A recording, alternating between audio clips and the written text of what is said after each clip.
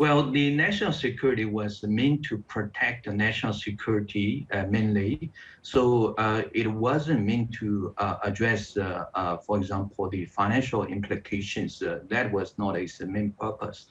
But the anti-sanctions law, as you can see, the U.S. has been using sanctions to impose trade and investment restrictions on China. So this law could have huge implications on the financial and economic sectors. So that is why I think the Chinese government is very careful in deciding when to impose this to Hong Kong, or if they are going to impose this to Hong Kong at all.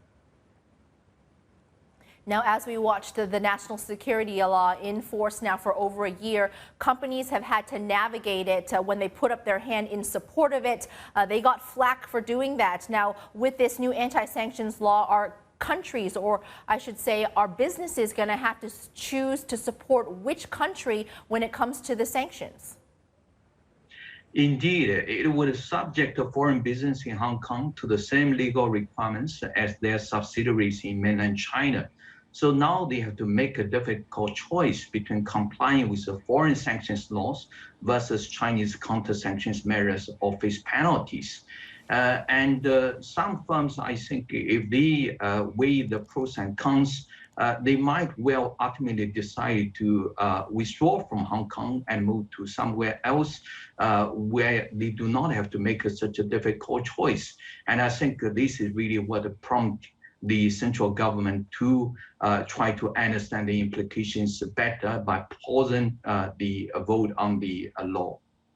Yeah, that was going to bring me to the next point. What is the impact on business?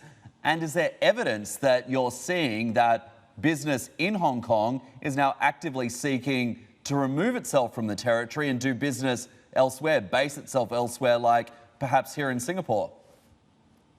Yes, we have seen an inflow of capital from Hong Kong since the national security law was introduced.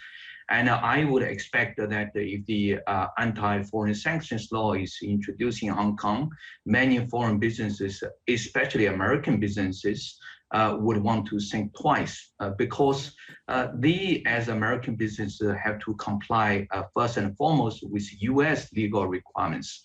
And now, by enacting the law for Hong Kong, I think they would be in a very difficult position. And they wish to keep their business, they might have to think about where to locate their business next.